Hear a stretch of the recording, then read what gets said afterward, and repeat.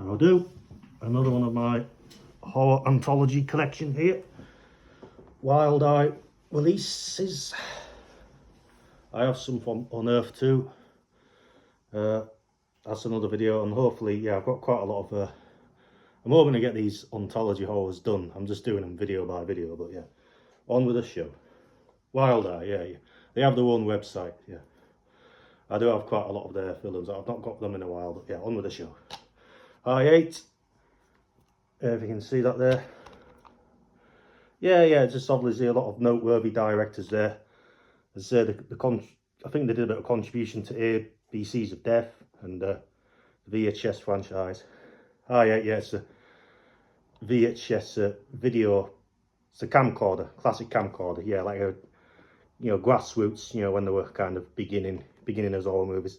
It's quite a bit of a bit comedic, really. Kind of like, yeah, as I say, that explains it better than me. High def, yeah, kind of like the digital age, HD. Yeah, I like this one better than I8. High def.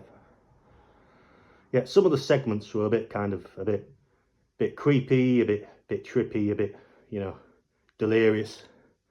There was this one segment where, hold on, it was like going through like, a bit of a kind of, one of those like sequences where it's like loads of gruesome, grotesque imagery, gore and all that. Bit of a like a bad swoon trip or something.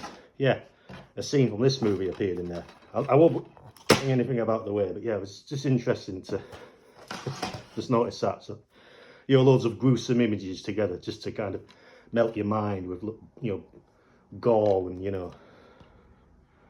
it was surreal. Yeah, I enjoyed this one. Interesting wraparound story. Mortuary Massacre. I'd say this has to be my favourite because I just love it's very gritty, very interesting how the very grimy budget. It kind of worked. I love the kind of editing, the audio. It was like the first segment was like a kind of like a crazed meth trip, kind of psychosis. So it's kind of crazy, plenty of like good old fashioned, I like the gore, I like the kind of like, they had like a modest budget. And yeah, I like this. It's very, very crazy, very sort of gruesome, it's funny as well, a lot of cursing, whatnot. And yeah, if you can see that, I'd say it's my favourite. Right, here we go. I'd say this is my second favourite out of what I've got here from WILDEYE. Yeah, it says it there. The logo. Tales from Poe. The like H.P. Lovecraft. Edgar Allan Poe. The horror writer, 19th century. Yeah, this is. I love this. I like the the pipe organ music. I like the soundtrack. 3 tales based on it's obviously not the first time they've done you're familiar with like Edgar Allan Poe's the thing with the brick wall and all that. It's been done before, but yeah, I like this. It was very, very surreal, very, very weird, very like very cosmopolitan, sort of aristocratic, historic weird. Obviously, kind of reminds me of this film, by Ken Russell. So. But yeah, if you like it with kind of historical weirdness, how they get all dressed up and all that. Yeah, I recommend this. Last American Horror Show. Yeah, this is a bit of a laugh, really. Kind of like a horror comedy. Watch it or die.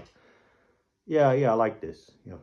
It's just the kind of like a kind of like fan favourite. I think the cast and crew, they were obviously like horror buffs because you see a few references to, like noteworthy horror films and all that.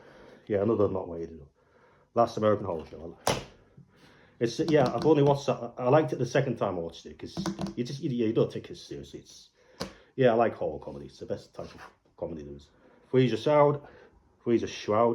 So, what's her name? Emily Booth. Yeah, the British scream queen. Yeah, this is British. Yeah, It was okay. I mean, it's 3 stories, and as I said, it says it there.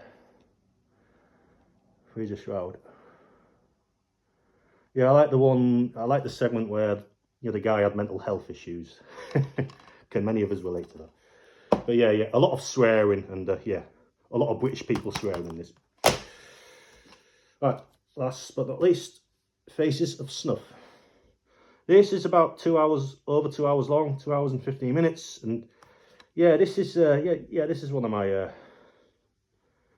It's all over the place. It's like, obviously there's quite a lot of like, it's quite count. I haven't kept count. It's just like, it's very depraved. A lot of like you know, a lot of like graphic nudity. You know, kind of skin on skin contact, kind of rough. There are some quite disturbing themes.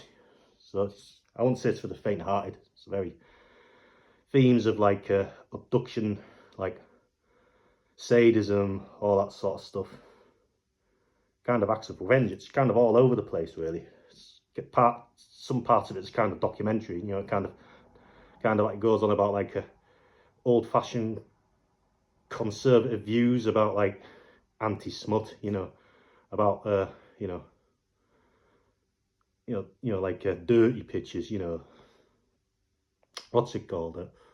Hustler and Playboy. It went on about like they didn't like how the Western decadence was going, and it's I don't know, just watch it. It's quite all over the place. Very gratuitous violence, quite violent, graphic, or that type of thing, and plenty of them getting naked and all that sort of stuff. So, right, Faces of Snuff, 2 hours worth to kill your time.